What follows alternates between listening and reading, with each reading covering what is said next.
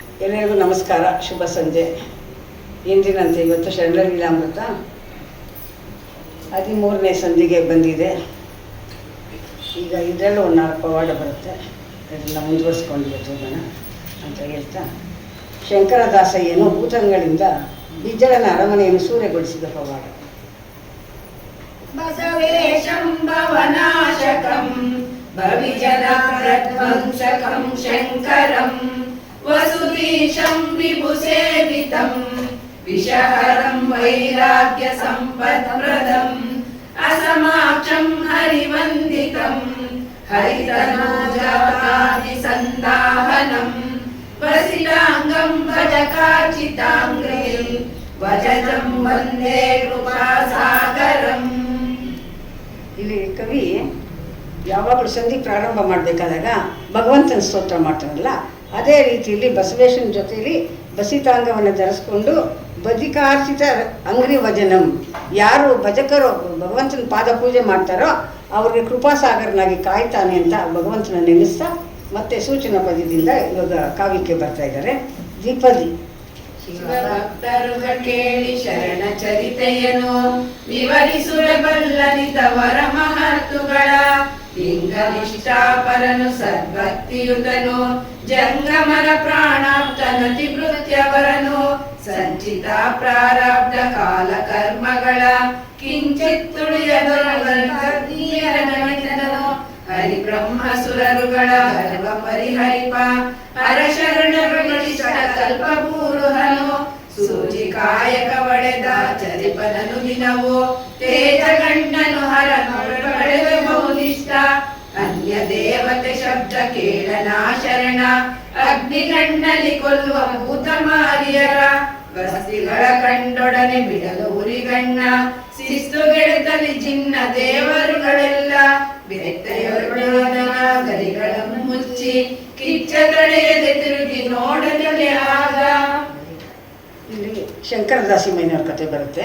ಶಂಕರ ದಾಸಿಮಯ್ಯನವ್ರ ಕತೆ ಹೇಳ್ಬೇಕು ಅಂದರೆ, ದೇವರ ದಾಸಿಮಯ್ಯನವ್ರು ಇದ್ರಲ್ಲ, ಬಸವಣ್ಣನವರು ಹಿರಿಯರು ಇವರೆಲ್ಲ ಇಬ್ಬರು ಇದ್ದಂಥ ಕಾಲದಲ್ಲಿ ಇವರು ದೇವರ ದಾಸಿಮಯ್ಯನವ್ರಿಗೆ ತವನಿಧಿ ಕೊಟ್ಟರಲ್ಲ, ಆವಾಗ ಅವರಲ್ಲಿ ಸ್ವಲ್ಪ ಅಹಂಕಾರ ಬಂದಿರ್ತೈತೆ. ಅದನ್ನು ಶಂಕರನ ದಾಸಿಮಯ್ಯನವರು ಬಂದು ಅವ್ರ ಗರ್ವನ ಪರಿಹರಿಸ್ತಾರಂತೆ. ಹೇಗೆ ಅಂತ ಅವರು ಸ್ವಲ್ಪ ಅಹಂನಲ್ಲಿ ಬಿದ್ದು ದೇವರ ದಾಸಿಮಯ್ಯನವರು ದಾಸೋಹ ಮಾಡ್ತಾ ಇರ್ತಾರಲ್ಲ ನಿತ್ಯ ಸತ್ಯಶುದ್ಧ ಕಾಯಕದಿಂದ, ಯಾವಾಗ ತವನಿಧಿ ಬಂತ ಸ್ವಲ್ಪ ಬೇಜವಾಬ್ದಾರಿ ಆಯ್ತಂತೆ. ಆವಾಗ ಯಾರನ್ನ ಬಂದಾಗ ತವನಿಧಿಯಿಂದ ತೆಗೆದು ಕೊಟ್ಬಿಡ್ತಾ ಇದ್ದಂತೆ.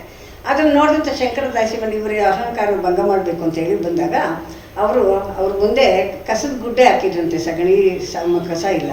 ಅದು ನೋಡಪ್ಪ ಅಂದ್ಬಿಟ್ಟು ಕೈ ಹಾಕಿ ಒಳಗಡೆಗೆ ತೆಗಿತಾರಂತೆ, ಕೈ ತುಂಬ ಮುತ್ತು ರಕ್ತ ಬಂತಂತೆ. ಆವಾಗ ಇವ್ರಿಗೆ ಅಹಂಕಾರ, ನಾನು ಎಷ್ಟು ಒಂಚೂರು ಅಹಂಕಾರ ಬಿದ್ದೆ, ನನ್ನಲ್ಲಿ ಬಂದಿದ್ದ ಅಹಂಕಾರನ ಕಳೆಯೋದಕ್ಕೆ ಬಂದಂಥ ಮಹಾಗುರು ಇವು ಅಂತಂದ್ಬಿಟ್ಟು ಒಪ್ಕೊಂಡಿರ್ತಾರೆ. ಅಂಥ ಶಂಕರ ದಾಸಿಮಯ್ಯನವರು ನವಿಲೆ ಅನ್ನೋ ಊರಿನಲ್ಲಿದ್ದರಂತೆ. ಅವರು ಕೂಡ ಶಿವಭಕ್ತರಾಗಿದ್ದರಿಂದ ಬವಿಗಳನ್ನ ಕಾಣ್ತಾ ಇರಲಿಲ್ಲ. ಇವರು ಸಂಚಿತ ಪ್ರಾರಬ್ಧ ಕಾಲಕರ್ಮಗಳನ್ನು ಒಂದಿಷ್ಟು ಇಲ್ಲದಂತೆ ಮಾಡಿಕೊಂಡು ವೀರ ಗಣಿತನಾಗಿ ಹರಿಬ್ರಹ್ಮ ಸುರರಿಗೂ ಸಮನಾಗಿ ಇದ್ದಂಥ ಒಬ್ಬ ವಿಗ್ರಹಣ್ಯ ಶರಣ ಆಗಿರ್ತಾನೆ. ಆಮೇಲೆ ಅನ್ಯ ದೇವತೆಗಳ ಶಬ್ದನ ಕೇಳಲ್ಲ, ಅನ್ಯ ದೈವಗಳನ್ನ ಪೂಜಿಸಲ್ಲ. ಒಂದು ವೀರ ವ್ರತ, ಕಟ್ಟಾನಿಟ್ಟಾದ ಒಂದು ವ್ರತವನ್ನು ಆಚರಿಸ್ಕೊಂಡು ಇರ್ತಾ ಇರ್ತಾನೆ. ಇವನು ಬಸ್ತಿಗಳ ಕಂಡೊಡನೆ ಜೈನನು, ಬಿಜ್ಜಳ ರಾಜನು ಜೈನನು. ಅವ್ರ ಊರಿನಲ್ಲಿ ಕೆಲವು ಜನ ಇರ್ತಾರೆ ಬಸ್ತಿಗಳು ಅಂತ ಮಾಡಿಕೊಂಡು ದೇವತೆಗಳನ್ನ ಅವ್ರದ್ದು ಪರಿವಾರದವ್ರನ್ನ ಇಟ್ಕೊಂಡು ಅಂಥ ದೇವರುಗಳನ್ನೆಲ್ಲ ಮೆಚ್ಚುತ್ತಾ ಇರಲಿಲ್ಲಂತೆ. ಬಸ್ತಿಗಳ ಕಂಡೊಡನೆ ಬಿಡಲು ಉರಿಗಣ್ಣ ಶಿಸ್ತುಗೆಡದಲ್ಲಿ ದಿನ ದೇವರುಗಳಿಲ್ಲ. ಆವಾಗ ಅವ್ರನ್ನೆಲ್ಲ ದೇವರುಗಳನ್ನೆಲ್ಲ ಕಂಡು ಉರಿಗಣ್ಣು ಬಿಟ್ಬಿಟ್ಟು ಇದು ಮಾಡ್ತಾ ಇರ್ತಾನಂತೆ.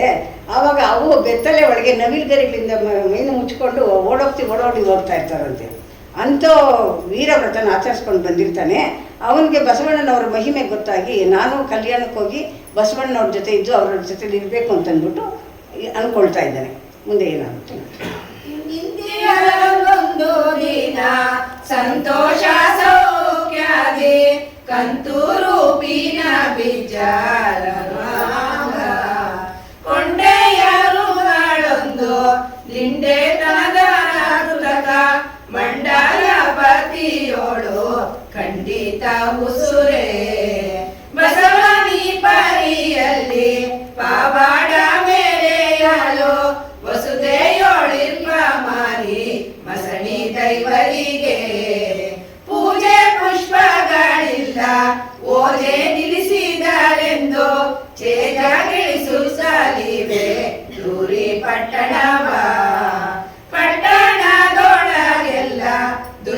ದೇವತೆಗಳು ಕಟ್ಟಳೆ ತಪ್ಪಿತೆಂದು ಅಟ್ಟಿ ಕೊಲ್ದಿಹವು.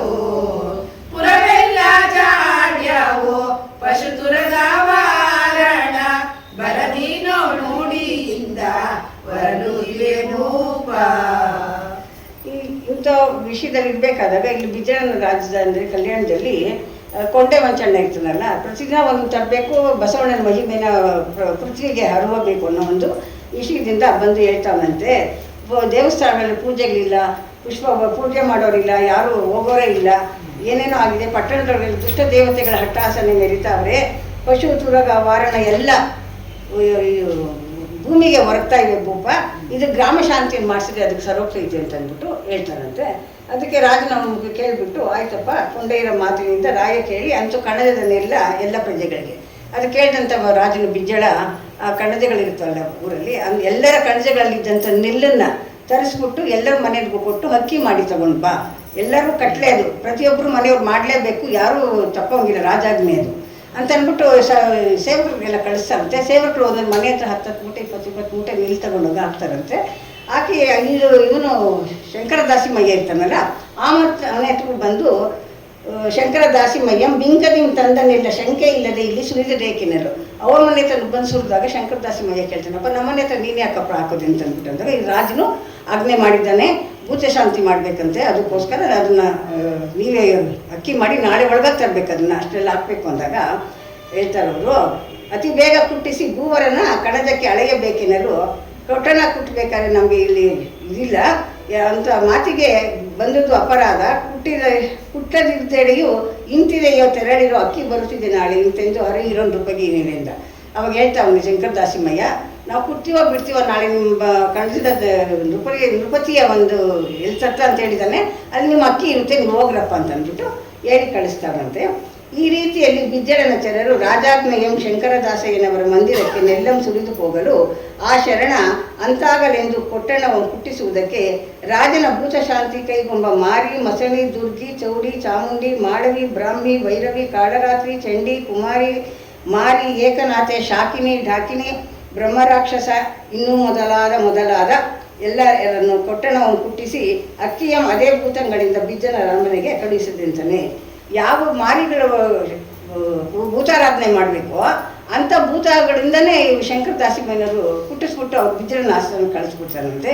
ಅದು ಯಾವ ರೀತಿ ಕಳಿಸ್ತಾನೆ ಅಂತ ಈ ಬಾಮಿನಿ ಶಿಲ್ಪದಲ್ಲಿ ಒಂದು ಪದ್ಯ ಹೇಳಿ ಭೂಪ ಬಿಜ್ಜಳ ಧೀರಗಣದಿಂ ಕುಟ್ಟೆ ಭಕ್ತವ ನೇರೆಯಂ ಸುರಿಸಿದನು ಅಕ್ಕಿಯ ಮಾಡಲೆನ ಗರುಗಿ ಮಾರವೈರಿಯ ಶರಣುಗಳ ಮಹಿಮೆಯ ಭಾವವರಿಯದೆ ಏರಿ ಸುರಿಸಿದರೇನು ತಕ್ಷಣ ಮಾಡಿಸುವೆನೀಗ ಕೂಡೆ ಕಳೆದನು ಮಾರಿ ಮಸಳೆಯ ರೂಢಿಸಕ್ಕಿಯ ಮಾಡಿ ಕಡು ಕೋಡಿ ನೃಪತಿಗೆ ಕೊಟ್ಟು ಅರಮನೆ ಸೂರೆಗೊಳ್ಳೆಂದು ಗಾಢ ಅಪ್ಪಣೆ ಶರಣ ನೀಯಲು ಪಾಡುತ್ತಲಿ ಭೂತಾದಿ ಗಣಗಳು ನೋಡೆನು ಅಕ್ಕಿಯ ಗೈದು ಮೊಟ್ಟೆಯಳು ಒತ್ತು 25,000 ಮತ್ತೆ ಮಿಗೆ ನಿಜ ರೂಪವಾಗುತ್ತ ಒತ್ತಿ ಭೂಮಿಯ ನಭಕ್ಕೆ ಅಡಲಿಯ ತಾವು ಗರ್ಜಿಸುತ್ತ ಇತ್ತು ಕಳಚಕ್ಕೆ ನೃಪನ ಅಕ್ಕಿಯ ಪೃಥ್ವಿಗಣ ಜಗಳ ನಡೆಯುತ್ತ ಕಿತ್ತು ಬಿಸುಡುತ್ತ ಸೂರೆಯಾಡಲ ಪುರವು ತತ್ತರಿಸೆ.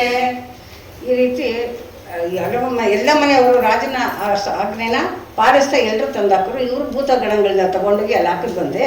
ಅವರು ಭೂತಗಣಗಳು ಹಾಕಿದ್ದ ಒಂದೇ ಅಲ್ಲ, ಅವು 25,000 ಮಿತ್ತೆ ಮಿಗೆ ನಿಜ ರೂಪವನ ಅಂತ ಅವು ನಭಕ್ಕೆ ಅಡರಿಯ ತಾವು ಗರ್ಜಿಸುತ್ತಾರೆ. ತಂದಾಕ್ಬಿಟ್ಟು ಅವು ರಾಕ್ಷಸ ಕಾಳಿದುರ್ಗಿಗಳು ದುಷ್ಟ ಶಕ್ತಿಗಳು ಅವು ನಭಕ್ಕೆ ಆಕಾಶಕ್ಕೆ ಆಡ್ತಾ ಬಂದು ಹೀಂಕಾರ ಚೀತ್ಕಾರ ಮಾಡ್ತಾ ಗರ್ಜಿಸ್ತಾವಂತೆ. ಪಟ್ಟಣದಲ್ಲಿ ಗೋಳಿಡ್ತಾವಂತೆ ಜನರೆಲ್ಲ ಆರ್ಭಟ ಕೇಕೆಯ ನಭಕ್ಕೆ. ಆವಾಗ ಭೂತಗಳು ಘೋರ ರೂಪದ ಧರಣಿಪತಿ ಸಭೆಯವರ ನುಡಿಗೆ ಇಲ್ಲಿ ಧರಣಿಪತಿ ಬಿಜ್ಜಳನ ಆಸ್ಥಾನದಲ್ಲಿದ್ದವರೆಲ್ಲ ಗರ್ಜನೆಗೆ ನಡುಗ್ಬಿಟ್ರಂತೆ. ಇದೇನಪ್ಪ ಈ ರೀತಿ ಗದ್ದಲ ಆಗ್ತಾ ಇದೆ ನೋಡಬೇಕು ಅಂತ ಅಂದ್ಬಿಟ್ಟು ಎಲ್ಲರನ್ನೂ ಸಾಯಿಸ್ಕೊಂಡು ನುಂಗ್ಕೊಂಡು ಅಟ್ಟಹಾಸದಿಂದ ಬರ್ತಾ ಇರಬೇಕಾದ್ರೆ ಬಿಜ್ಜಳನ ಓಲ್ಬೇಕು ಬಂದು ಅಲ್ಲಿನ ಸರ್ವ ಜನರನ್ನು ಕಟ್ಟಿ ಹಾಕ್ಬಿಟ್ಟು ಆಸ್ಥಾನಕ್ಕೂ ಹೋಗಿ ಅಲ್ಲಿದ್ದ ಎಲ್ಲ ಸಚಿವರನ್ನೆಲ್ಲ ಕಟ್ಟಾಕ್ಬಿಟ್ಟು ಏನು ರಾಜನೇ ನುಂಗಕ್ಕೆ ಹೋಗ್ತಾ ಇವಂತೆ. ಇದನ್ನು ನೋಡಿದಂಥ ದೀನರಕ್ಷಕನಾದ ಅವಾಗ ಬಿಜ್ಜಳನಿಗೆ ಭಯ ಆಗೋಗ್ಬಿಡುತ್ತೆ. ಆವಾಗ ಬಸವಣ್ಣನ ನೆನೆಸ್ಕೊತಾನೆ. ಏನೇ ಗದ್ದಲ ಆದರೆ ಅದಕ್ಕೆ ಕಿವಿ ಚುಚ್ಚಿದಾಗ ಬಸವಣ್ಣನಿಗೆ ಹಿಂಸೆ ಕೊಡೋದು ಇವನ್ನೇ. ಆದರೆ ಬಸವಣ್ಣನಿಂದ ಮತ್ತೆ ರಕ್ಷಣೆ ತಗೊಳ್ಳೋದು ಬಸವಣ್ಣನಿಂದನೇ ಆಗಿರ್ತೈತೆ. ಆವಾಗ ಮೃತ್ಯುಂಜಯ ಬಸವ ನನ್ನನ್ನು ಕಾಪಾಡು ಅಂತ ಹಲವು ವಿಧವಾಗಿ ಸ್ತೋತ್ರ ಮಾಡ್ತಾವನಂತೆ. ಆವಾಗ ಬಸವಣ್ಣನವ್ರು ಬಂದು ನೀನು ಅಂಜಬೇಡಪ್ಪ, ನೀನು ಧೈರ್ಯದಿಂದ ಇರು ಅಂತಂದ್ಬಿಟ್ಟು ಭಗವಂತನ ಭಾವದಲ್ಲಿ ನೆನೆಸ್ಕೊಂಡು ಅವರು ಪಂಚಪುರುಷ ಕೊಡ್ತೀನಿ ಅಂತ ಹೇಳಿದ್ರಲ್ಲ, ಅದೇ ರೀತಿ ನೆನೆಸ್ಕೊಂಡು ಆ ಭೂತಗಳನ್ನೆಲ್ಲ ತಟಸ್ಥವಾಗಿರುವಂತೆ ಹೇಳ್ಬಿಟ್ಟು ಆ ಧೀರನವನ ಪೆಸರನೆನ್ನೊಡನೆ ಗಾಢತರ ದುದ್ದಂಡತೆಯು ನಿನಗೀಡು ಬಲವನ್ನು ಆರು ಕೊಟ್ಟರು.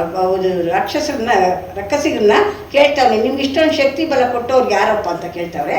ಅದಕ್ಕೆ ಅವು ಹೇಳ್ತವೆ, ನಮಗೆ ಇದು ವಿಕ್ರಮ ತರಣಿ ಭೂನಭಗಳನ್ನು ಹಸ್ತದಿ ಪಿಡಿಯುವ ತಾಳವ ಮಾಡುವ, ಭೂಮಿನ ಮತ್ತು ಆಕಾಶನ ಎರಡು ತಾಳ ಮಾಡಿಕೊಂಡು ಕುಟ್ಟುವಂಥ ವೀರನು ಆದ ಶಂಕರ ದಾಸಿ ಮೇಲೆ ನಮಗೆ ಈ ಶಕ್ತಿ ಕೊಟ್ಟವನೇ. ಅವನು ನಮಗೆ ವೀರ ಶೈವದ ಶಿಖಾಗಮಣಿಯವನು, ಅಪಾರ ಬದಿಯನು. ಅವನಿಂದ ನಾವು ಸಲಹೆ ಅದನ್ನು ತಗೊಂಡು ಇಲ್ಲಿ ಬಂದಿದ್ದೀವಿ, ನಾವು ಈ ಥರ ಮಾಡಿದ್ವಿ ಅಂತಾನೆ. ಆಗ ಕುಹಕ ವಾಕ್ಯವನ್ನು ಕೇಳಿದ ಬಸವಣ್ಣನವರು ಅವನ್ನ ಕರೆಸಿ ಮತ್ತೆ ಶಂಕರ ದಾಸಿ ಮೈನವರಿಗೆ ಈ ಥರ ಮಾಡೋದು ಸರಿಯಲ್ಲ, ನಿಮ್ಮ ಇದನ್ನು ಕರೆಸ್ಕೊಂಡು ಹಿಂದಕ್ಕೆ ಅಂತ ಹೇಳ್ಬಿಟ್ಟು ಮಂತ್ರಿಗಳು ಬಸವಣ್ಣನು ಕೂಡ ಆ ಕುಹಕವ ಕೇಳಿ ವಿವೇಕವನ್ನರಿದೆ ಮುಂದಿನ್ನು ಮಂತ್ರನದಿ ನೀನೆನ್ನ ನುಡುಹೈ ಚಿಂತೆ ತಪ್ಪಿಸು ಪ್ರಾಣ ಬಂದುವೆ ಇಂತು ದೈನ್ಯದಿಂದ ನೃಪನು ಬೇಡರು ಬಸವ ಮನ್ನಿಸುತ್ತ. ಬಿಜ್ಜಳರಾಜನು ಬಸವಣ್ಣ ಕೇಳಿಕೊಂಡಾಗ ಕರುಣಾಕರನಾದ ಬಸವೇಶ್ವರನು ಮತ್ತೆ ಏನೇನು ಹಾಳು ಮಾಡಿದ್ದ, ಅಲ್ಲಿ ಕರಿ ಆನೆ ಹಯ್ಯ ರಥ ಎಲ್ಲ ಸುಟ್ಟೋಗ್ಬಿಟ್ಟಿತ್ತು. ಅದನ್ನು ಕರುಣ ದೃಷ್ಟಿಯಲ್ಲಿ ನೋಡಿ ಪ್ರತಿ ಸೃಷ್ಟಿ ಮಾಡಿ ಜೈನ ಬಸ್ತಿಗಳೆಲ್ಲನೂ ಹಾಳು ಮಾಡಿದರು. ಮತ್ತು ಅವನ್ನೆಲ್ಲ ಸಮರ್ಪಕವಾದ ರೀತಿಯಲ್ಲಿ ಮೊದಲಿನಂತೆ ಮಾಡಿ ದುರಿತಹರ ಪಾಪ ಸಂಹಾರ ಸುರನದೀಧರ ಪರಮಪುರಹರ ಪೊರೆವ ಸಜ್ಜನರ ಅಂತ ಅಲ್ಲಿದ್ದವರೆಲ್ಲ ಹೊಗಳ್ತಾವ್ರಂತೆ. ಇಂತಿ ರಾಯನ ಮನ್ನಿಸಿ ಬಸವೇಶ ತನ್ನ ಅರಮನೆಗೆ ಬಂದು ಜಂಗಮಾರ್ಚನ ದಾಸೋಹದಲ್ಲಿ ಇರುತ್ತಿದ್ದರಂತೆ. ಇಲ್ಲಿ ಒಂದು ಪವಾಡ ಮುಗಿದಿದೆ.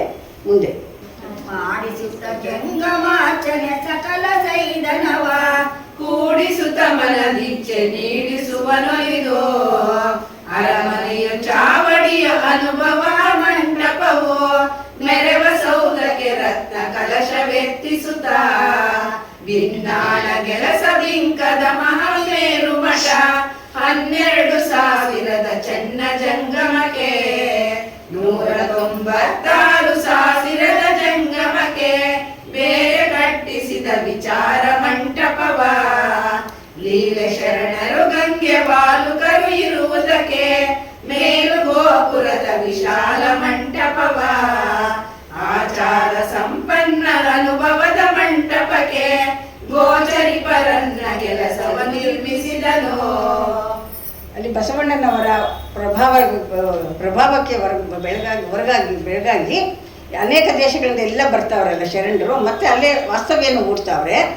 ಮತ್ತೆ ಇಲ್ಲಿದ್ದ ಶರಣರು ಎಲ್ಲರಿಗೂ ವಾಸ್ತವ್ಯ ಬೇಕಲ್ಲ, ಅದಕ್ಕೆ ಒಬ್ಬೊಬ್ಬರು 12,000 ಜನ ಚೆನ್ನ ಜಂಗಮಕ್ಕೆ ಒಂದು ಕಡೆ, ವಿಚಾರಗೋಷ್ಠಿ ಒಂದು ಕಡೆ, ಆಮೇಲೆ 196,000 ಜಂಗಮಕ್ಕೆ ಒಂದು ಕಡೆ, ಒಂದೊಂದು ಕಡೆ ವಾಲಕರು ಗಂಗೆ ವಾಲಕರು ಬರ್ತಾರೆ. ಅವ್ರಿಗೆ ಎಲ್ಲರಿಗೂ ಈ ಕಡೆ ಇಲ್ಲಿ ತನ್ನ ಒಂದು ಇದರಿಂದ ಅವ್ರಿಗೆ ಬೇರೆ ಬೇರೆ ವ್ಯವಸ್ಥೆಗಳನ್ನ ಮಾಡಿಕೊಡ್ತಾವನಂತೆ.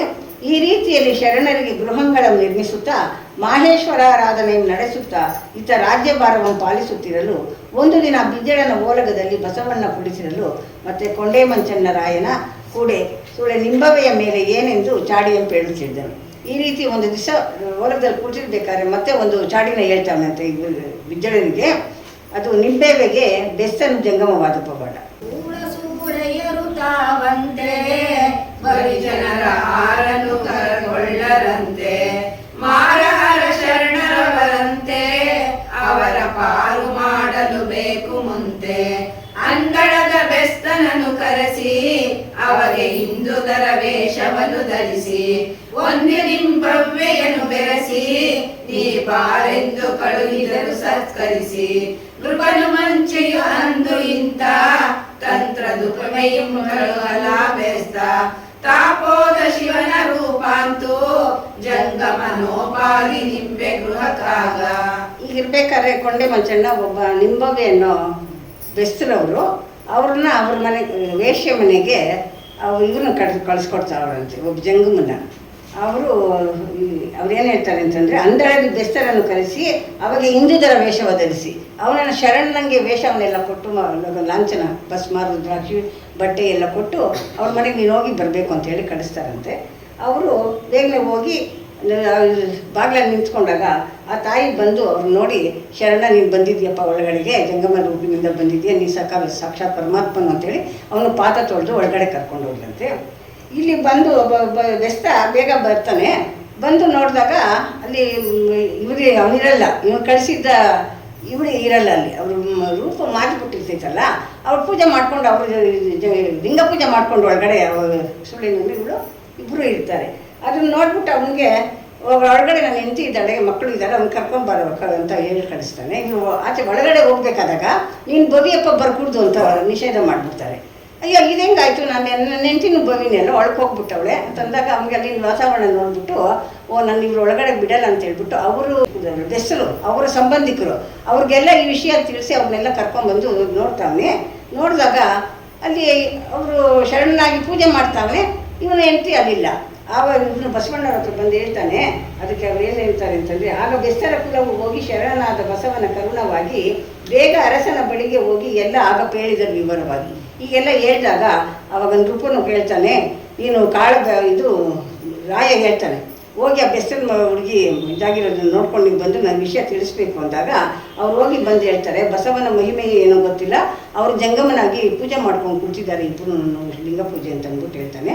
ಬಸವಣ್ಣನ ಮಹಿಮೆಯಿಂದ ಇದಾಗಿದೆ ಅಂತಂದ್ಬಿಟ್ಟು ರೂಢಿಯೊಳಗೆ ಆಶ್ಚರ್ಯ ಅಂತ ಅಂದ್ಕೊಳ್ತಾ ಇರ್ತಾರೆ. ಪುರವೆಲ್ಲ ವಿಸ್ಮಿತಕರವಾಗಿ ಮೆರೆಯಲು ಬರದಿ ಬೆಸ್ತನ ಸತಿ ಇರವನು ಪೇಳ್ವೆ. ಇಲ್ಲಿ ಎಷ್ಟೊತ್ತಾದರೂ ಅವಳು ಗಂಡ ಬರದೇ ಇದ್ದಾಗ ಅವಳು ಗಂಡ ನೋಡ್ಕೊಂಡು ಬಂದಾಗ ಇಲ್ಲಿ ನೋಡ್ತಾಳೆ, ಗಂಡ ಇಲ್ಲ. ಅದಕ್ಕೆ ಅವಳೇನು ಮಾಡ್ತಾಳೆ, ಮೊರೆ ಇಡ್ತಾಳೆ, ನನ್ನ ಗಂಡನು ಅವಾಗ ಬೆಳಗ್ಗೆನೆ ಬಂದ, ನಾನು ಕಾಣ್ತಾನೆ ಇಲ್ಲ ಅಂತ ದೊರೆಗೆ ಅಡ್ಡ ಬೀಳ್ತಾಳೆ. ಕರಚೆಲ್ವ ಪತಿಯನ್ನು ತೊರೆದು ಹಿಂಗಿದ್ದಾನೆಂದು ದೊರೆಗೆ ಅಡ್ಡ ಬೀಳ್ತಾ ದೂರಿಟ್ಟಳು. ದೊರೆಗೆ ವಿಜಯರಾಜನ ಹತ್ರ ಹೋಗಿ ನನ್ನ ಗಂಡನಿಗೆ ಏನೋ ಎಲ್ಲೋ ಹೋಗಿದ್ದಾನೆ, ನನಗೆ ಹುಡುಕಿಸ್ಕೊಡ್ಬೇಕು ಅಂತ ಕೇಳ್ಕೊಳ್ತಾಳೆ. ಆಗ ಎಲ್ಲಿಗೆ ಕಳುಹಿಸಿದರಿ, ನನ್ನ ಗಂಡನ ನನಗೆ ತೋರಿಸ್ಕೊಡ್ರಿ ಅಂತ ಅನೇಕ ವಿಧವಾಗಿ ಬೇಡ್ಕೊಂಡಾಗ ಅವ್ರು ಹೇಳ್ತಾರೆ, ಅವಳು ಕೆಲವು ಉಪಮಾನಗಳನ್ನು ಕೊಟ್ಟು ಹೇಳ್ತಾಳೆ. ಗಂಡನಗಲಿ ಬಾಳುವ ಬಂಡದೈತ್ಯಳ ಯಮನು ಅಂದರೆ ಚಂಡಪಾಶದಿ ಒಯ್ದು ದಂಡಿಪಸಿದ್ದ ಅರವಿಂದವಿಲ್ಲದ ವರ ಸರೋವರಕ್ಕೆ. ಸರೋವರದಲ್ಲಿ ಕಮಲಗಳಿಲ್ಲದೆ ಇದ್ದರೆ ಅದಕ್ಕೆ ಕಳೆ ಇರೋದಿಲ್ಲ. ಅದಕ್ಕೆ ರವಿ ಆಕಾಶಕ್ಕೆ ಭೂಷಣಂ, ರಜನಿಗಂ ಚಂದ್ರಂ ಮಹಾಭೂಷಣಂ, ಕುವರಂ ವಂಶಕ್ಕೆ ಭೂಷಣಂ, ಸರಸಿ ಗಂಬೋಜಾತ್ಗಳ ಭೂಷಣಂ, ಸತಿಗೆ ಪಾತಿವ್ರತ್ಯವೇ ಭೂಷಣಂ, ರಾಜನಿಲ್ಲದ ರಾಜ್ಯಕ್ಕೆ ರಾಜನೇ ಭೂಷಣ, ರಾಜ್ಯಕ್ಕೆ ರಾಜನೇ ಭೂಷಣನು. ಇಂಥದ್ದೆಲ್ಲ ಇರುವಾಗ ನನ್ನ ಗಂಡನದೆಲ್ಲೋದು ನೀನು ಖಂಡಿತ ನಾನು ಕಳಿಸ್ಕೊಡ್ಬೇಕು ಅಂತಂದ್ಬಿಟ್ಟು ಇದು ತುಂಬ ಆರ್ತರಾಗಿ ಕೇಳ್ಕೊಂಡಾಗ ಇವನು ಹೇಳ್ತಾನೆ, ಇವನು ಬಸವಣ್ಣ, ಎಂಥೋ ಕೆಲಸ ಮಾಡಿದ್ಯಪ್ಪ ನೀನು ಬಂದು ಪ್ರಾಯದ ಇದು ಇಂಥದ್ದು ಮಾಡಿಬಿಟ್ಟು ದೂರ ಬಂದಾಗ ನನ್ನ ಹತ್ರ ಬರ್ತೀಯ, ನೀನು ಮತ್ತೆ ಚಾಡಿ ಮಾತು ಕೇಳ್ಕೊಂಡು ನೀನು ಮಾಡೋ ಕೆಲಸ ನೀನು ಮಾಡ್ತಾನೆ ಇರ್ತೀಯ ಅಂತಂದ್ಬಿಟ್ಟು ಹೇಳಿದಾಗ ಅವಳ ಪತಿ ಭಿಕ್ಷಾ ಕೇಳ್ತಾಳಲ್ಲ, ಅದಕ್ಕೋಸ್ಕರ ಅವಾಗ ನಾನು ಹೇಳ್ತಾನಮ್ಮ, ನಿನ್ನ ಗಂಡ ಎಲ್ಲೂ ಹೋಗಿಲ್ಲ, ಬೇಟೆಗೆ ಹೋಗಿದ್ದ ಅಂತ ಹೇಳ್ತೀಯಲ್ಲ ನೀನು, ಇವಾಗ ಬೇಟೆಯಿಂದ ಬರ್ತಾವನೆ ನೋಡು, ಗಡಿಲನೆ ಬಂದನು ಗಮಕದಿಂದ ಬೆಸ್ತ ನೋಡಿದಳು ಗಂಡನ ಮಾಡಿದಳು ಮನಹರ್ಷ. ಕೂಡೆ ಕರೆದು ಅವನು ಬರಬೇಕಾದ್ರೆ ಪೇಟೆಯಿಂದ ಮೊಲನ ಕಡಿದು ತರ್ತಾ ಇದ್ದಾನೆ. ಆಮೇಲೆ ಇದು ಬೇಟೆಗೆ ಹೋಗ್ಬೇಕಾದಾಗ ಏನೇನೋ ವಸ್ತುಗಳು ತೊಗೊಂಡೋಗಿರ್ತಾನಲ್ಲ ಅದೆಲ್ಲ ಅವನ ಕೈಯಲ್ಲಿ ಇರ್ತೈತೆ. ನಡುವಿಂದ ನಾಯಿ ಕೂಡ ಅವನ ಜೊತೆಲಿ ಇರ್ತೈತೆ. ನಿನ್ನ ಗಂಡ ಬರ್ತಾ ಇದ್ದೆ ನೋಡ್ತಾಯಿ ಅಂದಾಗ ಅವಳು ಹೋಗಿ ನೋಡ್ತಾಳೆ, ಗಂಡನಲ್ಲಿ ಬರ್ತಾವನೆ. ತುಂಬ ಸಂತೋಷದಿಂದ ಇವರು ಮನೆಗೆ ಹೋಗ್ತಾರೆ. ಮತ್ತು ಇದನ್ನು ನೋಡಿದಂಥ ಬಿಜ್ಜಳರಾಜನು ಬೆಸ್ತರ ಕರೆಸಿ ಆಸ್ಥಾನದೊಳಗವನ ಎತ್ತಪ್ಪ ಹೋಗಿದ್ದ ಬೆಸ್ತ ವಿಸ್ತರಿಸಿದ. ಇದಿನ್ನೂ ಮುಂದಕ್ಕೆ ತಗೊಂಡು ಬರ್ತಾವೆ. ಇಂತಿ ರಾಯ ಕೇಳಲು ಬೆಸ್ತ ಕೇಳಯ್ಯ, ರಾಯನೇ ನಿನ್ನಪ್ಪಣೆಯಂತೆ ನಾನು ಹೋದೆನು, ಆ ಶರಣೆ ಕಂಡು ಮಣಿಯಲು ನನ್ನ ಜಂಗಮ ರೂಪು ಶಿವಾಕಾರವಾಗಿ ಹೋಗಲು ನಾನೆಂದಿನಂತೆ ನಿಂತೆನು. ಅನಿತರಳು ನಮ್ಮ ಬೇಟೆಗಾರರು ಬರುತ್ತಿರೆ, ಅವರ ಕೂಡಿ ಬೇಟೆಗೈದಿ ಬಂದೆನೆನಲು ಆಸ್ಥಾನ ಬೆರಗಾಗಿ ಬಸವಣ್ಣನ ಸಾಕ್ಷಾತ್ ಪರಶಿವನೆಂದು ನಿಶ್ಚಯಿಸಿ ಬಸವಣ್ಣನವರನ್ನು ಕೊಂಡಾಡುತ್ತಿದ್ದನಂತೆ. ಇಂಥ ಬಸವರಾಜನು ನಕ್ಷತ್ರದೊಡನೆ ಚಂದ್ರನ ಇರುವಾಗ ನಕ್ಷತ್ರಗಳು ಇದಿರಲ್ಲ, ನಕ್ಷತ್ರಕ್ಕಿಂತ ಹೆಚ್ಚಿನ ಚಂದ್ರನು ವಿರಾಜಮಾನಾಗಿರ್ತಾನೆ. ಆ ರೀತಿ ಬಂದು ಎಲ್ಲರೂ ಬಸವಣ್ಣನ ತುಂಬ ಸಂತೋಷದಿಂದ ನಮಿಸ್ತಾರಂತೆ. ಇಂತಿ ದಿನವೊಂದಕ್ಕೆ 100 ಪವಾಡಗಳನ್ನು ಮೆರೆಯುತ್ತಿರಲು ಕೊಂಡೆಯರು ಹೇಳುವುದಕ್ಕೂ ಕಡೆ ಇಲ್ಲ, ಬೀಜರಾಯ ಕೇಳುವುದಕ್ಕೂ ಕಡೆ ಇಲ್ಲ. ಇದರೊಳಗೆ ಬಸವರಾಜ ಶಂಕೆ ಇಲ್ಲದಿರುತ್ತಿರಲು ಮುಂದೆ ಚೆನ್ನಬಸವಣ್ಣನವರ ಜನನವಾಯಿತೆಂದನ್ನೇ. ಅರಮನೆಗೆ ತಾವೋಗಿ ದೊರೆಯೊಡನೆ ಮಾತಾಡಿ ಬರುತ್ತ ಹೋಗುತ್ತಲಿರುವ ಬಸವಣ್ಣ, ಒಂದು ದಿನ ಓಲಗಕ್ಕೆ ಬಂದಿರಲು ಬಸವಯ್ಯ, ಅಂದು ಅರಸಗೆ ಚಾಡಿ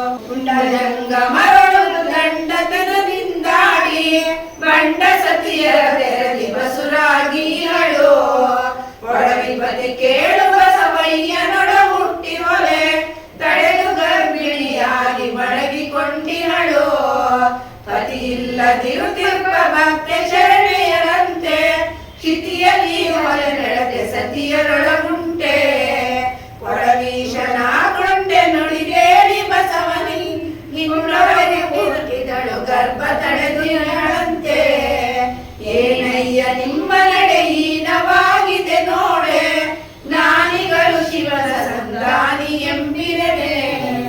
ಇಲ್ಲಿ ಚೆನ್ನಬಸವೇಶ್ವರನ ಉದಯ ಮತ್ತೆ ಇನ್ನೊಂದು ದಿವಸ ಬಸವಣ್ಣನವರು ಆಸ್ಥಾನ ಬಿಜ್ರನ ಆಸ್ಥಾನದಲ್ಲಿ ಎಲ್ಲರೂ ಸೇರಿದ್ದಾರೆ. ಮತ್ತೆ ಕೊಂಡಿ ಮಂಚಣ್ಣವರು ಇನ್ನೊಂದು ವಿಷಯನ ತಂದು ಚಾಡಿನ ಇವ್ರಿಗೆ ರಾಜನಿಗೆ ಹೇಳ್ತಾರೆ, ಇವರ ಅಕ್ಕನಾಗಮ್ಮ ಅವರಪ್ಪ ಅವ್ರ ವಿವಾಹನೇ ಆಗಿಲ್ಲ, ಅವರು ಭೂಮಿಯೊಳಗೆ ಅಪವಾದಕ್ಕೆ ಈಡಾಗವ್ರೆ, ಗರ್ಭ ಧರಿಸ್ಬಿಟ್ಟವ್ರೆ, ಇದು ಹೇಗೆ ಸಾಧ್ಯ? ಅದು ಅಂದರೆ ಅಲ್ಲಿ ಅವ್ರ ಗಂಡ ಶಿವಸ್ವಾಮಿ ಅಂತ ಇದ್ರು, ಅವರು ಕಾಪಾಲಿಕರ ವರ್ಗ ಸೇರ್ಕೊಂಡ್ಬಿಟ್ಟಿರ್ತಾರೆ. ಆವಾಗ ಯಾವಾಗಲೂ ಒಂದೊಂದ್ಸಲ ಬಂದು ಹೋಗ್ತಾ ಇರ್ತಾರೆ. ಆದರೆ ಅದು ಜನರಿಗೆ ಅವ್ರ ಪರಿಚಯ ಇರಲಿಲ್ಲ. ಆದ್ದರಿಂದ ಏನೋ ಹಿಂದೆ ಸ್ಕಂದ ಗರ್ಭದಲ್ಲಿ ಬಂದ ಅಂತ ಹೇಳ್ತಾರಲ್ಲ, ಆಗ ಇಲ್ಲಿ ಪುಂಡ ಜಂಗಮರಳು ಉದ್ದಟತನದಿಂದ ಅವಳು ಇದು ಮಾಡ್ಕೊಂಡಿದ್ದಾಳೆ, ಗರ್ಭ ಧರಿಸಿದ್ದಾಳೆ. ಇದನ್ನು ನೀನು ಕೇಳ್ತೀರಾ, ಹೇಳೋದೊಂದು ಮಾಡೋದೊಂದು. ಬಸವಣ್ಣ ಅವ್ರ ಮನೇಲಿ ಹಿಂಗೆ ಆಗೈತಲ್ಲಪ್ಪ, ನೀನು ಅದನ್ನು ಬಿಟ್ಕೊಟ್ಟಿದೀಯ, ನೀನು ಕರೆಸಿ ಅವ್ನು ಕೇಳು ಅಂತ ಕೇಳ್ತಾರೆ. ಆವಾಗ ನಿಮ್ಮ ನಡೆ ಹೀನವಾಗಿದೆ ನೋಡೆ ಜ್ಞಾನಿಗಳು ಶಿವಸಂಧಾನಿ ಎಂಬರೇನೆ. ನೀವು ಶಿವಸಂಧಾನಿಗಳು ಅಂತ ಹೇಳ್ಬೇಕಾದ್ರೆ ಅದಕ್ಕೆ ತಕ್ಕಂತೆ ನಿಮ್ಮ ನಡೆಯೇ ಇಲ್ಲ, ನುಡಿಜಾಂಡ್ರಾಗೆಲ್ಲ ಮಾಡ್ತಾ ಇದ್ದೀರಾ ಅಂದಾಗ ಅದಕ್ಕೆ ಹೇಳ್ತಾರೆ, ಇದಕ್ಕೆ ಅಪವಾದ ಏನು ಬೇಡಪ್ಪ, ಏನು ತಿನ್ನಲು ನಾಗಮ್ಮನ ಅಂತರಂಗಕ್ಕೆ ಕರೆಸಿ, ನಾಗಮ್ಮನ ಸಭೆಗೆ ಕರೆಸ್ಕೊಡ್ತಾರಂತೆ. ಕರೆಸಿ ಮುಂದೆ ಜವನಿಗೆ ಒಂದು ತೆರೆ ಹಾಕ್ತಾರಂತೆ. ಆವಾಗ ಹೆಣ್ಮಕ್ಳು ಆಸ್ಥಾನದಲ್ಲಿ ಬರಬೇಕಾದ್ರೆ ಸೆರೆ ಮುಚ್ಕೊಂಬರೋರು ಬಂದರೂ ಕೂಡ ಎಲ್ಲರೂ ನೇರವಾಗಿ ಮುಖ ನೋಡ್ತಾರಲ್ಲ, ಮುಖ ಇರ್ತಿಲ್ಲ ಅಂತ ಇದ್ದಾಗ ಅವಳು ಬಂದಾಗ ಒಂದು ತೆರೆ ಹಾಕಿ ಅಡ್ಡ ಈ ಹಿಂದ್ಗಡೆ ನಿಂತಿದ್ದಾಳೆ ಅಕ್ಕನಾಗಮ್ಮ. ಆವಾಗ ಏನಮ್ಮ ಗರ್ಭಸೂಚನೆಯಂತೆ ನಿನ್ನಂಥ ಜ್ಞಾನಿಗೆ ಇಂಥ ಅಜ್ಞಾನ ಹುಟ್ಟಿದೆ, ನೀನು ಹೇಗೆ ಗರ್ಭದ ನೀನು ಸೂಚನೆ ಆಗಿರ್ಬೇಕಾದ್ರೆ ಇದಕ್ಕೆ ನೀನು ಕಾರಣ ಹೇಳ್ಬೇಕು ಸಭೆಯಲ್ಲಿ, ಇಲ್ಲದೇ ಅನುಮಾನಾಸ್ಪದವಾಗಿ ಮತ್ತೆ ಗೊಂದಲಕ್ಕೆ ಎಡೆ ಆಗ್ತೈತೆ, ನೀನು ನಿಜವಾದ ಕಾರಣ ತಿಳಿಸ್ಕೊಡು ಅಂತ ಹೇಳಿದಾಗ ಅವಳು ಹೇಳ್ತಾಳೆ, ಸ್ಕಂದನ ಗರ್ಭದಳು. ಅವಳು ಹೇಳೋದೇ ಇಲ್ಲ, ಗರ್ಭದಲ್ಲಿದ್ದಂಥ ಸ್ಕಂದ ಷಣ್ಮುಖ ಸ್ವಾಮಿ ಚನ್ನಬಸವಣ್ಣನವರು ಅವರ ಅಪರಾವತಾರ, ಅವ್ರ ಗರ್ಭದಲ್ಲಿರ್ತಾರೆ. ಆ ಮಗುನೇ ಹೇಳ್ತಾ ಇತ್ತಂತೆ, ಅವನು ಹೇಳ್ತಾನಂತೆ, ಪರವಾದಿಗಳ ಗಂಡ ದರೆಯ ದೂಷಕರ ಮಿಂಡ ಬರುತ್ತೇನೆ ಚೆನ್ನನು ದುರಧೀರ ಬಸವ ಅಂತ ಅಂದ್ಬಿಟ್ಟು ಗರ್ಭದಲ್ಲಿರೋ ಮಗುನೇ ಹೇಳ್ತಾನೆ. ಕಕ್ಕಯ್ಯನ ಶೇಷ ಪ್ರಸಾದದಿಂದ ಪಾರ್ವತಿಯ ಹೊರಕಳೆ ಉರ್ವಿಯೊಳು ಬರಬೇಕು ಅಂತಂದ್ಬಿಟ್ಟು ಮಾಡಿದ್ವಿ. ಊರ ನಾರಿಯರಂತೆ ಅವಳ ಅಕ್ಕನಾಗಮ್ಮನ ದೂರ ಬೇಡ್ರಿ, ಮಹಾಶರಣೆ ಅವಳು ಅಂತಂದ್ಬಿಟ್ಟು ಹೇಳ್ತಾರೆ. ಅದಕ್ಕೆ ನೋಡಿ, ಕೆಂಡಕ್ಕೆ ನೊಣ ಮುಟ್ಟುವುದೇ ಶಿವ ಸಮಯದ ಪಿಂಡವನ್ನು ನೋಡೆಂದು ಮಂಡೆದುವುದರಿ. ಕೆಂಡಕ್ಕೆ ಯಾವತ್ತ ನೊಣ ಬರುತ್ತಾ ಆ ರೀತಿ ಶಿವ ಸಮಯದ ಪಿಂಡವ ಅದು ಸಾಕ್ಷಾತ್ ಭಗವಂತನ ಸ್ವಸ್ವರೂಪದ ಒಂದು ನಿಧಿ ಅದು. ಅದಕ್ಕೆ ನೀವು ಇಷ್ಟೆಲ್ಲ ಇದು ಮಾಡಬಾರ್ದು, ದೋಷನ ಕೊಡಬಾರ್ದು, ನಡೆಯಿರಿ ಅಂತಂದ್ಬಿಟ್ಟು ಕರ್ಕೊಂಡು ಅವರು ಹೋಗ್ತಾರೆ. ಆವಾಗ ಇಂಗದೆ ಕೂಡಲ ಸಂಗಮೇಶ್ವರ ಬಂದು ಕಡುವೇಗ ಅಂಗದಿಂ ಒಡೆದು ಹುಟ್ಟಿದನು ಇಂಗದೆ ಕೂಡಲ ಸಂಗಮೇಶ್ವರ ಬಂದು. ಅಂದರೆ ಅಯೋನಿಜನಾಗಿ ಮಗು ಏನೋ ಧರೆಗೆ ಬಂತಂತೆ. ಆಗ ಮೋಕ್ಷದಾಯಕನೆಂದು ದೀಕ್ಷೆಯನ್ನು ಪಾಲಿಸಿ ಇಕ್ಕಿ ಚೆನ್ನಬಸವನೆಂಬ ಅಕ್ಕರದ ಪೆಸರ ಸಂಗಮೇಶ್ವರನೇ ಬಂದು ಆ ಮಗುಗೆ ಭಸ್ಮ ಧರಿಸಿ ಕಿವಿಯಲ್ಲಿರುವ ಮಂತ್ರ ದೀಕ್ಷೆಯನ್ನು ಕೊಟ್ಬಿಟ್ಟು ಅವನಿಗೆ ಚೆನ್ನಬಸವಣ್ಣ ಅಂತ ಒಂದು ಅಕ್ಕರದ ಆಶ್ಚರ್ಯಕರವಾದ ಒಂದು ಹೆಸರನ್ನು ಇಟ್ಟು ಮಂತ್ರದ ಗುಟ್ಟು ಬಸಿತವ ಪಣಗಿಟ್ಟು ಶಶಿಧರ ಪೋದ ತನ್ನ ಪೆಸರಾದ ಸ್ಥಳಕ್ಕೆ ಭಗವಂತನ ಅವನ ಸ್ಥಳ ಯಾವುದಿತ್ತು ಕೈಲಾಸ ಅದಕ್ಕೆ ಹೊರಟನಂತೆ. ಅತ್ತ ಸಂಗಮೇಶ್ವರ ಪೊಗಲು ಇತ್ತ ಚೆನ್ನಬಸವಣ್ಣ ದಿನದಿನಕ್ಕೆ ದೊಡ್ಡವನಾಗಿ ತನ್ನೊಡನೆ 12,000 ವೀರ ಮಾಹೇಶ್ವರರ ಆರಾಧನೆಯನ್ನು ನಡೆಸುತ್ತಾ ಬಸವರಾಜ ದೇವರು ಮೊದಲಾದ ಅಸಂಖ್ಯಾತ ಮಹಾಪುರಾತನರ ಸಭಾ ಮಧ್ಯದಲ್ಲಿ ಒಪ್ಪುತ್ತಿರಲು ಇತ್ತ ಬಸವೇಶ್ವರನ ಮೈಮೇದಂತನೇ ವೃದ್ಧ ಜಂಗಮಕ್ಕೆ ಪಣೆಗಣ್ಣನಿತ ಪವಾಡ. ಪ್ರಿಯ ಅಳಿಯನನು ಗಣಮಾವನ್ ಚೆಲುವ ಭಕ್ತಿಗೆ ಒಲಿದು ತಲೆಬಾಗಿ ಕಾಯ್ದ ಗಿರಿಯರ ಸರಸ ಮೃದು ಚರಣ ಕೆರಗಿ ಬಸವನ ವರಭಕ್ತಿ ಮಹಿಮೆಯನ್ನು ವಿರಚಿಪೆನು ಮುದದಿಯೇ ದ್ವಿತೀಯ ಶಂಭುವು ಎಂಬ ಅತಿಶಯದ ನಾಮವನು ಶ್ರೀಕಂಠನನುಗ್ರಹದಿ ಪಡೆದು ಬಂದಿಹನು. ಕಲ್ಯಾಣಪುರದೊಡೆಯ ಕೈಲಾಸಪತಿ ಬಸವ ನುಲ್ಲಸದ ನಿಜ ಭಕ್ತಿ ಎಲ್ಲ ಶೋಧಿಸಲು ಸೌರಾಷ್ಟ್ರ ಸೋಮೇಶ ಸನ್ನಿಧಿ ಬಂದ ಅನಿರುದ್ಧ ಜಂಗಮನಂತೆ. ಇಲ್ಲಿ ವೃದ್ಧ ಜಂಗಮಕ್ಕೆ ಪಣೆಗಣ್ಣನಿತ್ತ ಪವಾಡ. ಇಲ್ಲಿ ಕವಿ ಮೊದಲನೇ ಒಂದು 2 ಸಾಲಿನಲ್ಲಿ ಒಂದು ಬೆಡಗಿನ ಪದನ ಹೇಳವೆ. ಎಳೆವರೆಯನ ಪ್ರಿಯ ಅಳಿಯ ನನುಗನ ಮಾವ ಚೆಲುವ ಭಕ್ತಿಗೆ ಒಲಿದು ತಲೆಬಾಗಿಲು ಕಾಯ್ದ. ಬಾಣನ ಬಾಗಿಲ ಕಾಯ್ದ ಅಂತ ಹೇಳ್ಬಿಡ್ಬೋದಾಗಿತ್ತು. ಆದರೆ ಅದಕ್ಕೊಂದು ವಿಶೇಷವಾದ ಅರ್ಥನ ಕೊಟ್ಬಿಟ್ಟು ಚಂದ್ರನ ಪ್ರೀತಿ ಪಾತ್ರನಾದ ಮನ್ಮಥನಲ್ಲಿ ಅಳಿಯ ನನುಗನ ಅಂದರೆ ಮಾವನು, ಅವನ ಪುತ್ರನಾದ ಅನಿರುದ್ಧನ ಮಾವ ಬಾಣಾಸುರನು. ಆ ಬಾಣಾಸುರನ ಬಾಗಿಲು ಕಾಯ್ದಂಥ ಭಗವಂತನೇ ಅಂತ ಹೇಳ್ಕೊಂಡು ಗಿರಿಜೆಯ ರಸನ ಸುಮೃದು ಚರಣ ಕೆರಗಿ ಬಸವನ ವರಭಕ್ತ ಮಹಿಮೆಯನ್ನು ವಿರಚಿಪೆನ್ನುವುದಕ್ಕೆ ಕವಿ ಈ 4 ಸಾಲಿನಲ್ಲಿ ಹಂಗೆ ಅತಿಶಯವಾದ ಮಾತಿನಿಂದ ಹೇಳ್ಕೊಂತಾವ್ರೆ. ದ್ವಿತೀಯ ಶಂಭು ಎಂಬ ಅತಿಶಯದ ನಾಮವನ್ನು ಶಿತಿಕಂಠ ಅನುಗ್ರಹದಿ ಪಡೆದು ಬಂದಿರ್ಬೇಕಾದ್ರೆ ಒಂದ್ಸಲಿ ಸೌರಾಷ್ಟ್ರ ಸೋಮೇಶ ಲಿಂಗದಿಂದನೇ ಬಂದನೇನೋ ಅನ್ನೋ ರೀತಿಲಿ ಒಬ್ಬ ಜಂಗಮ ಬರ್ತಾನಂತೆ ಬಸವಣ್ಣನ ಅರಮನೆಗೆ. ಅವನು ಕಣ್ಣಿರಲಿಲ್ಲ. ಎಲ್ಲ ಕಡೆ ಪ್ರಚಾರ ಆದಂಥ ವಿಷಯ ಅವನಿಗೂ ಗೊತ್ತಾಗಿತ್ತು.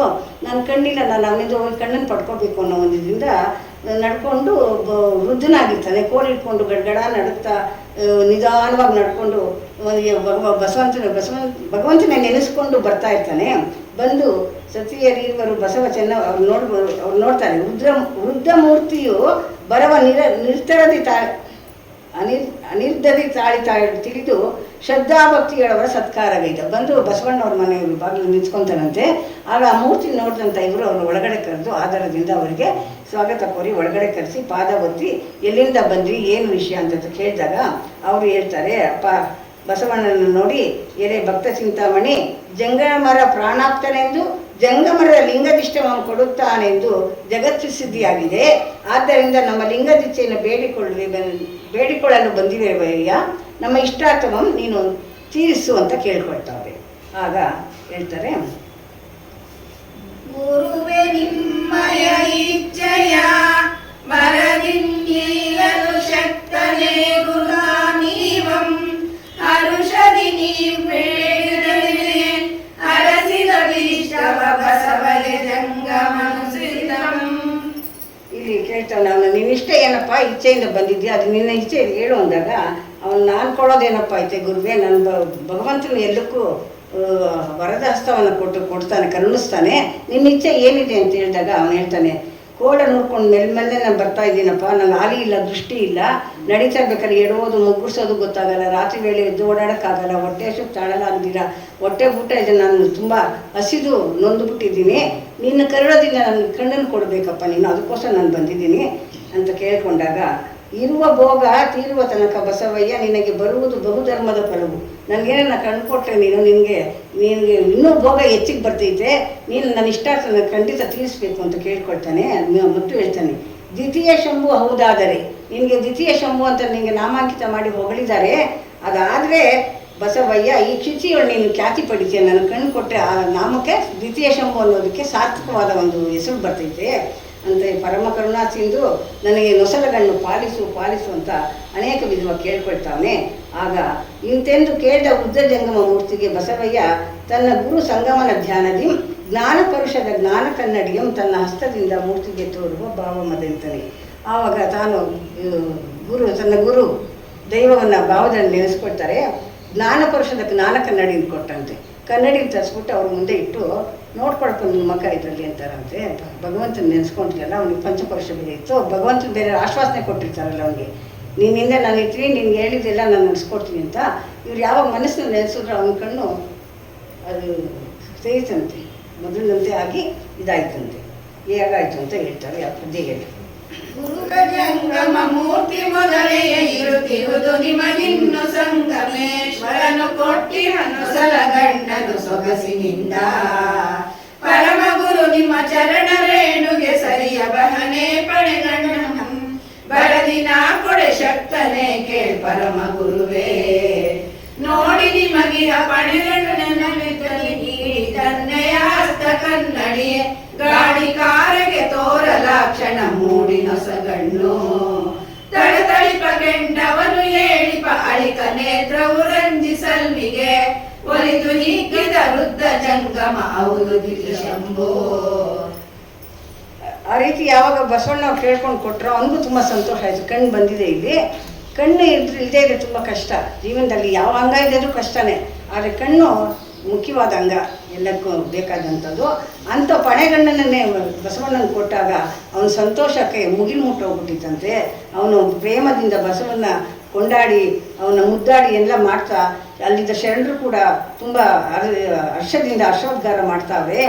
ಅರನ ಪಂಥ ಬಗೆರಿದು ಪ್ರಮಥರ ಮುಕುರ ತಾನಾದ ಜಯತು ಸದ್ಧರ್ಮರೂಪನೇ ಬಸವನೇ ಜಯತು ದುರಿತ ವಿದೂರನೇ.